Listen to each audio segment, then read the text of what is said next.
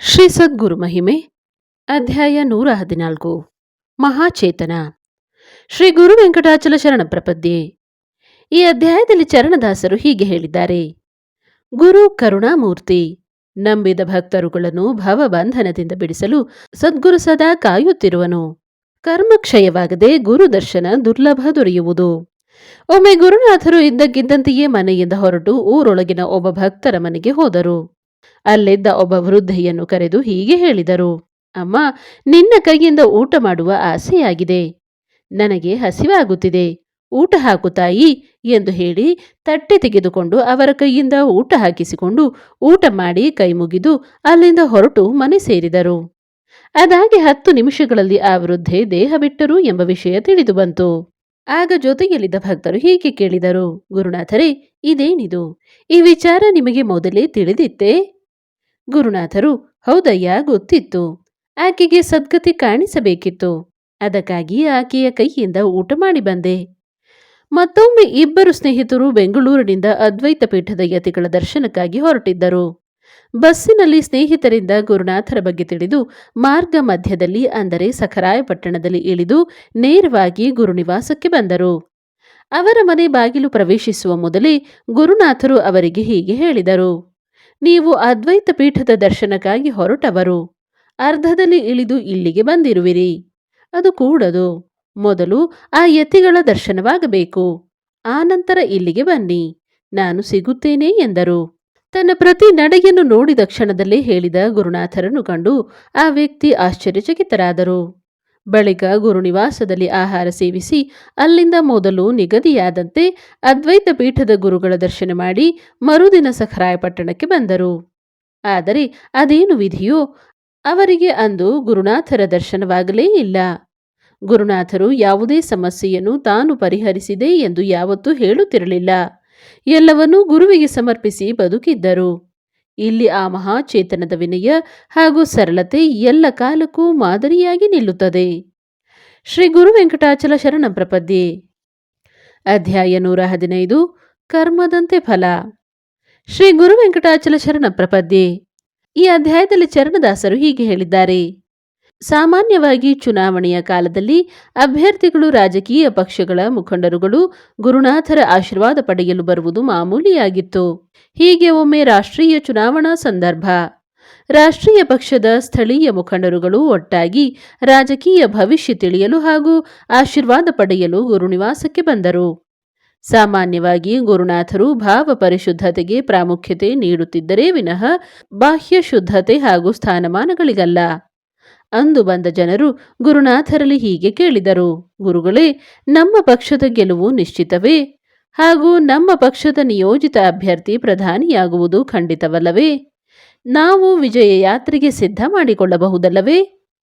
ಗುರುನಾಥರು, ನೋಡ್ರಯ್ಯ, ನೀವು ಅಂದುಕೊಂಡಿರುವಂತೆ ನಿಮ್ಮ ಪಕ್ಷವೇ ಗೆಲ್ಲುತ್ತದೆ. ನಿಮ್ಮ ನಿಯೋಜಿತ ಅಭ್ಯರ್ಥಿಯೇ ಪ್ರಧಾನಿಯಾಗಿ ಆಯ್ಕೆ ಆಗುವರು. ಆದರೆ ಆತ ಪಕ್ಷದ ಸಭೆಯೊಂದರಲ್ಲಿ ಮಾನವ ಬಾಂಬ್ ದಾಳಿಗೆ ಆಹುತಿಯಾಗುವರು. ನೀವು ಶೋಕಯಾತ್ರೆಗೆ ಸಿದ್ಧ ಮಾಡಿಕೊಳ್ಳುವುದು ಒಳಿತು ಎಂದರು.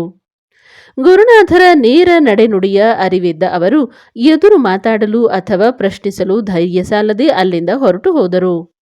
ಚುನಾವಣಾ ಫಲಿತಾಂಶ ಬಂತು. ಗುರುವಾಕ್ಯದಂತೆಯೇ ಆ ಪಕ್ಷ ಬಹುಮತ ಪಡೆದು ನಿಯೋಜಿತ ಅಭ್ಯರ್ಥಿಯೇ ಪ್ರಧಾನಿಯೂ ಆದರು.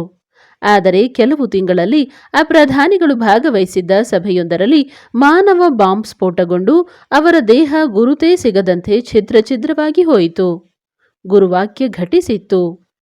ಗುರುನಾಥರು ಬೆಂಗಳೂರು ಸಮೀಪವಿರುವ ಒಂದು ಅದ್ವೈತ ಮಠಕ್ಕೆ ಆಗಾಗ್ಗೆ ಹೋಗಿ ಬರುತ್ತಿದ್ದರು. ಒಮ್ಮೆ ಹೀಗೆ ಹೋಗಿದ್ದಾಗ ಆ ಮಠದಲ್ಲಿ ಸೇವೆ ಸಲ್ಲಿಸುತ್ತಿದ್ದ ವ್ಯಕ್ತಿಯೊಬ್ಬರು ಬಂದು ಗುರುನಾಥರಿಗೆ ನಮಸ್ಕರಿಸಿ ಹೀಗೆ ಕೇಳಿದರು. ಗುರುಗಳೇ, ನಮ್ಮ ಮಠದಲ್ಲಿ 4 ನಾಯಿಗಳಿವೆ. ಪೂಜೆಯಾಗಿ ಮಂಗಳಾರತಿಯ ಹೊತ್ತಿಗೆ ಸರಿಯಾಗಿ ಆ 4 ನಾಯಿಗಳು ಜೋರಾಗಿ ಬೊಗಳುತ್ತವೆ. ಏನು ಮಾಡಿದರೂ ಅವನ್ನು ತಡೆಯಲಾಗುತ್ತಿಲ್ಲ. ಆಗ ಗುರುನಾಥರು ನಗುತ್ತಾ, ನಾವು ಮಾಡಿದ ಕರ್ಮಕ್ಕನುಸಾರವಾಗಿ ನಮ್ಮ ಜನನವಾಗುತ್ತದೆ. ನನ್ನ ಹಿಂದೆ ನನ್ನ ನೆರಳು ಬರುತ್ತದೆಯೇ ವಿನಃ ಇನ್ನೊಬ್ಬರ ನೆರಳಲ್ಲ. ಹಾಗೆಯೇ ಕರ್ಮವೂ ಕೂಡ. ಅಂತೆಯೇ ಆ ನಾಯಿಗಳು ಬೇರಾರೂ ಅಲ್ಲ. ಹಿಂದೆ ಇದೇ ಮಠದಲ್ಲಿ ಸೇವೆಯಲ್ಲಿದ್ದವರು. ಅವರ ಹೆಸರನ್ನು ಹಾಗೂ ಮಾಡಿದ ತಪ್ಪನ್ನು ವಿವರಿಸಿದರು. ಅಂದು ಮಾಡಿದ ತಪ್ಪಿಗಾಗಿ ಇಂದು ಈ ಜನ್ಮ ಬಂದಿದೆ. ಅದರಲ್ಲೊಬ್ಬರು ಈ ಮಠದ ಹಂಡೆ ಕದ್ದವರು, ಮತ್ತೊಬ್ಬರು ಬೆಳ್ಳಿ ಚೊಂಬು ಕದ್ದವರು, ಮತ್ತೊಬ್ಬರು ತಟ್ಟೆ ಕದ್ದವರು, ಮತ್ತೊಬ್ಬರು ಆಭರಣ ಕದ್ದವರು. ಇದಕ್ಕೆ ಇಂದು ಈ ಗತಿ ಬಂದಿದೆ ಎಂದು ನುಡಿದು ಮಾತು ಮುಗಿಸಿದರು. ಕರ್ಮದ ಈ ಸೂಕ್ಷ್ಮ ಗಂಭೀರತೆಯನ್ನು ತಿಳಿದ ನಾವು ನಮ್ಮ ನಡವಳಿಕೆಯನ್ನು ಅವಲೋಕಿಸತೊಡಗಿದೆವು. ಶ್ರೀ ಗುರು ವೆಂಕಟಾಚಲ ಶರಣ ಪ್ರಪದ್ಯೆ. ಅಧ್ಯಾಯ 116. ಶ್ರೀರಕ್ಷೆ. ಶ್ರೀ ಗುರು ವೆಂಕಟಾಚಲ ಶರಣ ಪ್ರಪದ್ಯೆ. ಈ ಅಧ್ಯಾಯದಲ್ಲಿ ಚರಣದಾಸರು ಹೀಗೆ ಹೇಳಿದ್ದಾರೆ. ಇತ್ತೀಚೆಗೆ ದಕ್ಷಿಣ ಕನ್ನಡದ ಪ್ರತಿಷ್ಠಿತ ವಿದ್ಯಾಸಂಸ್ಥೆಯೊಂದರಲ್ಲಿ ಪ್ರಾಂಶುಪಾಲರಾಗಿದ್ದ ಒಬ್ಬ ಮಹನೀಯರನ್ನು ಭೇಟಿಯಾಗುವ ಅವಕಾಶ ಸಿಕ್ಕಿತು. ಬಹಳ ಹಿಂದಿನಿಂದ ಅವರು ಗುರುನಾಥರ ಸಂಪರ್ಕದಲ್ಲಿದ್ದ ವಿಷಯ ತಿಳಿದಿದ್ದ ನಾನು ಸಂತೋಷದಿಂದ ಅವರಲ್ಲಿ ಗುರುನಾಥರ ಬಗ್ಗೆ ಅವರ ಯಾವುದಾದರೂ ಅನುಭವವನ್ನು ತಿಳಿಸಬೇಕೆಂದು ವಿನಂತಿಸಿದೆ. ಅವರು ಸಂತೋಷದಿಂದ ಹೀಗೆ ಹೇಳತೊಡಗಿದರು. ನೋಡಿ, ನಮಗೆ ಮೊದಲನೆಯ ಬಾರಿ ಗುರುನಾಥರ ದರ್ಶನವಾದದ್ದು 1990ರಲ್ಲಿ. ಆ ಸಮಯದಲ್ಲಿ ನಾನು ದಕ್ಷಿಣ ಕನ್ನಡ ಜಿಲ್ಲೆಯ ವಿದ್ಯಾಸಂಸ್ಥೆಯಲ್ಲಿ ಉಪನ್ಯಾಸಕನಾಗಿ ಆಯ್ಕೆಯಾಗಿದ್ದೆ. ಆದರೆ ಆ ಊರು ನನಗೆ ಹೊಸದಾದ್ದರಿಂದ ಅಲ್ಲಿ ಹೇಗೋ ಏನೋ ಎಂಬ ಆತಂಕವಿತ್ತು. ಗುರುನಿವಾಸಕ್ಕೆ ಬಂದ ನಮ್ಮನ್ನು ಆಶೀರ್ವದಿಸಿದ ಗುರುನಾಥರು, ನೀವು ಅಲ್ಲಿಗೆ ಹೋಗಿ, ಎಲ್ಲವೂ ಒಳ್ಳೆಯದಾಗುವುದು ಎಂದರು. ಆ ಸಮಯದಲ್ಲಿ ನಾವು ಆರ್ಥಿಕ ಸಂಕಷ್ಟದಲ್ಲಿದ್ದೆವು. ಮಾತ್ರವಲ್ಲ, ಒಬ್ಬ ವ್ಯಕ್ತಿ ನಮ್ಮಿಂದ ಸಾಲವಾಗಿ ಹಣ ತೆಗೆದುಕೊಂಡಿದ್ದು ಅದನ್ನು ಸಕಾಲದಲ್ಲಿ ಹಿಂತಿರುಗಿಸದೆ ಆಟವಾಡಿಸುತ್ತಿದ್ದ. ಈ ವಿಚಾರವನ್ನು ಗುರುಗಳಲ್ಲಿ ವಿಚಾರಿಸಲಾಗಿ ಗುರುನಾಥರು ಹಣ ಹಿಂತಿರುಗಿ ಬರುವುದು, ಎಲ್ಲ ಚಿಂತೆಗಳು ದೂರವಾಗುವುದು ಎಂದು ಅಭಯ ನೀಡಿ ಕಳುಹಿಸಿದರು. ಗುರುವಾಕ್ಯದಂತೆಯೇ ದಕ್ಷಿಣ ಕನ್ನಡ ಜಿಲ್ಲೆಗೆ ಹೋದ ಮೇಲೆ ನಮಗೆ ಎಲ್ಲವೂ ಒಳ್ಳೆಯದಾಯಿತು. ಅಲ್ಲಿಗೆ ಬಂದು 5-6 ವರ್ಷಗಳಲ್ಲಿ ನಾನು ಪ್ರಾಂಶುಪಾಲನೂ ಆದೆನು. ಇದೀಗ ಬೆಂಗಳೂರಿನಲ್ಲಿ ನೆಲೆಸಿದ್ದು ಅಲ್ಲಿಯೇ ವೃತ್ತಿಯನ್ನು ಮುಂದುವರೆಸಿದ್ದೇನೆ. ಅಷ್ಟೇ ಅಲ್ಲ, ನಾವು ದಕ್ಷಿಣ ಕನ್ನಡದಿಂದ ಬೆಂಗಳೂರಿನ ಕಡೆ ಹೊರಡುವಾಗಲೂ ನಾವು ಮೊದಲು ಸಖರಾಯಪಟ್ಟಣಕ್ಕೆ ಹೋದೆವು. ವಿಷಯ ತಿಳಿದ ಗುರುನಾಥರು ನಮಗೆ ಆಶೀರ್ವದಿಸಿ ಹೋಗಿ ಬನ್ನಿ ಎಂದು ಹರಸಿ ಕಳಿಸಿಕೊಟ್ಟರು. ಆ ನಂತರವೇ ನಾವು ಬೆಂಗಳೂರಿಗೆ ಬಂದು ನೆಲೆಸಿದೆವು ಎಂದರು. ಗುರುನಾಥರು ನಮಗೆ ಹೇಳಿದ್ದಂತೆ ನಮ್ಮಿಂದ ಹಣವನ್ನು ಸಾಲ ಪಡೆದ ವ್ಯಕ್ತಿ ನಮಗೆ ಹಣ ಹಿಂತಿರುಗಿಸಲಿಲ್ಲ. ಆದರೆ ನಾವು ಆತನಿಗೆ ನೀಡಿದ್ದ ಹಣದ ದುಪ್ಪಟ್ಟು ಹಣ ನಮಗೆ ಒದಗಿ ಬಂತು. ನಮಗೆ ಆರೋಗ್ಯ, ನೆಮ್ಮದಿ ಎಲ್ಲವೂ ಆ ಸದ್ಗುರುವಿನ ಕೃಪೆಯಿಂದ ಒದಗಿ ಬಂದಿದೆ. ಇಂದಿಗೂ ನಮ್ಮ ಜೀವನದ ಪ್ರತಿ ಹೆಜ್ಜೆಯಲ್ಲೂ ಆ ಚೈತನ್ಯ ನಮ್ಮನ್ನು ಕಾಯುತ್ತಿರುವ ಅನುಭವ ನಮಗಾಗಿದೆ. ಆದರೆ ಆ ಗುರುವಿನ ಋಣ ತೀರಿಸಲು ಜನ್ಮ ಜನ್ಮಾಂತರಗಳು ಸಾಕಾಗುವುದಿಲ್ಲ ಎಂದು ಕಣ್ತುಂಬಿಕೊಂಡರು. ಮತ್ತು ಮುಂದುವರೆದು, ಅಂದು ಗುರುನಾಥರು ನೀಡಿದ್ದ ಮಂತ್ರಾಕ್ಷತೆಯನ್ನು ಇಂದಿಗೂ ನಮ್ಮ ಬಳಿ ಇಟ್ಟುಕೊಂಡಿದ್ದೇವೆ. ಅದೇ ನಮಗೆ ಶ್ರೀರಕ್ಷೆ ಎಂದು ನುಡಿದರು. ಶ್ರೀ ಗುರು ವೆಂಕಟಾಚಲ ಶರಣಂ ಪ್ರಪದ್ಯೆ.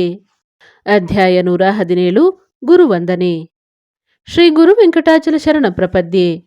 ಈ ಅಧ್ಯಾಯದಲ್ಲಿ ಚರಣದಾಸರು ಹೀಗೆ ಹೇಳಿದ್ದಾರೆ. ಮತ್ತು ಮುಂದುವರೆದು ಆ ವ್ಯಕ್ತಿ ತಮ್ಮ ಜೀವನದಲ್ಲಿ ನಡೆದ ಗುರುವಿನ ಲೀಲೆಯನ್ನು ಹೀಗೆ ವಿವರಿಸತೊಡಗಿದರು.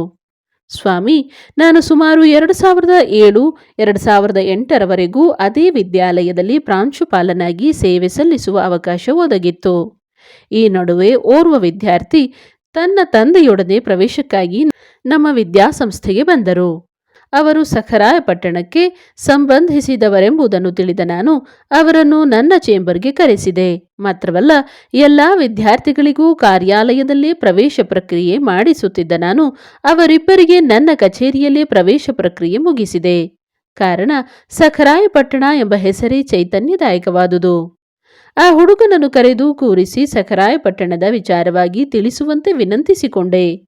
ಆತ ಹಾಗೂ ಅವನ ತಂದೆ ಗುರುನಾಥರ ಬಗೆಗಿನ ತಮ್ಮ ಅನುಭವವನ್ನು ತಿಳಿಸಿದರು. ಜೊತೆಗೆ ಗುರುನಾಥರೇ ನನಗೆ, ನೀನು ದಕ್ಷಿಣ ಕನ್ನಡ ಜಿಲ್ಲೆಯ ಈ ವಿದ್ಯಾಸಂಸ್ಥೆಗೆ ಸೇರು, ಅಲ್ಲಿರುವ ಪ್ರಾಂಶುಪಾಲರು ನಮ್ಮವರು, ನಾನು ಕಳಿಸಿದೆ ಅಂತ ಹೇಳು ಎಂದು ತಿಳಿಸಿದರೆಂಬ ವಿಷಯ ತಿಳಿದು ಗುರುಗಳು ನನ್ನ ಮೇಲಿಟ್ಟ ಅಭಿಮಾನಕ್ಕೆ ಆನಂದ ತುಂದಿಲನಾದೆ ಎಂದರು.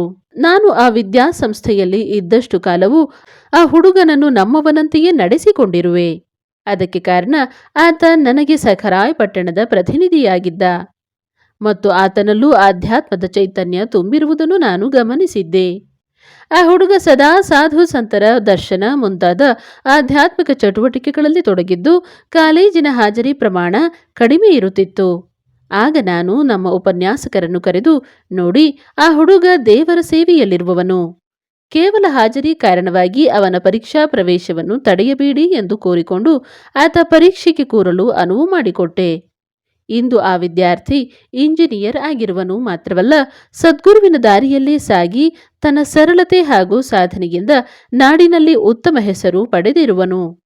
ಇದು ನಾನು ನನ್ನ ಗುರುವಿಗೆ ಸಲ್ಲಿಸಬಹುದಾದ ಚಿಕ್ಕ ಗುರುವಂದನೆ ಎಂದು ಅಭಿಮಾನದಿಂದ ನುಡಿದರು. ಶ್ರೀ ಗುರು ವೆಂಕಟಾಚಲ ಶರಣ ಪ್ರಪದ್ಯೆ. ಅಧ್ಯಾಯ 118. ಮೋಂಬತ್ತಿಯ ಕತೆ.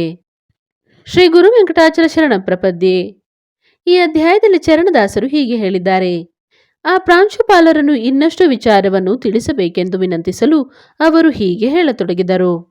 ನಾವು ದಕ್ಷಿಣ ಕನ್ನಡ ಜಿಲ್ಲೆಯಲ್ಲಿ ಸೇವೆಯಲ್ಲಿದ್ದಾಗ ನಮ್ಮ ಮನೆ ಬದಲಿಸಬೇಕಾದ ಸಂದರ್ಭ ಬಂತು.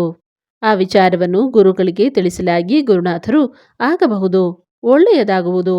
ಆದರೆ ನಿಮ್ಮ ಮನೆಯ ಮುಂದಿರುವ ಮುಖ್ಯ ರಸ್ತೆಯಲ್ಲಿರುವ ತಿರುವಿನಲ್ಲಿ ಹೋಗುವಾಗ ಜೋಪಾನವಾಗಿರಿ ಎಂದು ತಿಳಿಸಿದರು. ಗುರುನಾಥರು ಹೇಳಿದಂತೆಯೇ ನಮ್ಮ ಮನೆಯ ಮುಂದೆ ಒಂದು ದೊಡ್ಡ ತಿರುವಿದ್ದು ಅದು ಅಪಘಾತದ ಸ್ಥಳವೂ ಆಗಿದ್ದಿತು.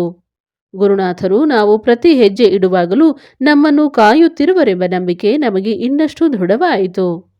ಮತ್ತೊಂದು ಸಂದರ್ಭದಲ್ಲಿ ನಮ್ಮ ವಿದ್ಯಾಸಂಸ್ಥೆಗೆ ಸೇರಿದ್ದ ಆ ಹುಡುಗನ ಬಳಿ ಗುರುನಾಥರು ಹೀಗೆ ಹೇಳಿ ಕಳಿಸಿದ್ದರು. ಆ ಸಮಯದಲ್ಲಿ ನನ್ನ ಸಹವರ್ತಿಗಳೇ ನನ್ನ ಏಳಿಗೆಯನ್ನು ಸಹಿಸದೆ ಪಿತೂರಿಗಳನ್ನು ಮಾಡುತ್ತಿದ್ದರು. ನನಗೂ ಮಾನಸಿಕ ಹಿಂಸೆಯಾಗಿತ್ತು. ಆ ಹುಡುಗ ನನ್ನಲ್ಲಿಗೆ ಬಂದು ಹೀಗೆ ಹೇಳಿದ. ಗುರುಗಳು ಹೇಳಿದರು, ನೀವು ಈಗ ಬಳಸುತ್ತಿರುವ ಕನ್ನಡಕ ಬದಲಾಯಿಸಬೇಕಂತೆ, ಹೊಸ ಕನ್ನಡಕ ಹಾಕಿಕೊಳ್ಳಬೇಕಂತೆ. ಜನರ ದೃಷ್ಟಿಯಿಂದಾಗಿ ನಿಮಗೆ ಹಿಂಸೆಯಾಗುತ್ತಿದೆಯಂತೆ ಎಂದರು. ಮತ್ತು ಮುಂದುವರೆದು, ನೀವು ಕುಳಿತುಕೊಳ್ಳುವ ಚೇಂಬರಿನ ಮೇಜಿನ ಕವಾಟಿನ ಒಳಗೆ ಕೆಲವು ಮೊಂಬತ್ತಿಯನ್ನು ತಂದಿಡಬೇಕಂತೆ. ಅದರಿಂದ ಜನರ ದೃಷ್ಟಿ ಪರಿಹಾರವಾಗುವುದಂತೆ ಎಂದು ತಿಳಿಸಿದನು. ಆತ ಹೇಳಿದಂತೆಯೇ ಮಾಡಲಾಗಿ ನನ್ನನ್ನು ಬಾಧಿಸುತ್ತಿದ್ದ ಹಿಂಸೆಗಳೆಲ್ಲವೂ ಆಶ್ಚರ್ಯಕರ ರೀತಿಯಲ್ಲಿ ಪರಿಹಾರವಾದವು. ಮಾತ್ರವಲ್ಲ, ಇಂದಿಗೂ ಆ ಮೊಂಬತ್ತಿಯ ಕಟ್ಟನ್ನು ನಾನು ಕೆಲಸ ಮಾಡುವ ಕಚೇರಿಯಲ್ಲಿಟ್ಟುಕೊಂಡಿದ್ದೇನೆ. ಯಾವುದೇ ಹಿಂಸೆ, ಪಿತೂರಿ ಸಮಸ್ಯೆಗಳು ಎದುರಾದರೂ ತಾನಾಗಿ ಪರಿಹಾರವಾಗುತ್ತಿದೆ. ನಮ್ಮ ಕುಟುಂಬದ ಪ್ರತಿಯೊಬ್ಬರ ಮನಸ್ಸು ಆ ಸಖರಾಯನ ಕೃಪೆ, ಕರುಣೆಯಿಂದ ತುಂಬಿದೆ ಎಂದು ಮನದುಂಬಿ ನುಡಿದರು. ಶ್ರೀ ಗುರು ವೆಂಕಟಾಚಲ ಶರಣ ಪ್ರಪದ್ಯೆ.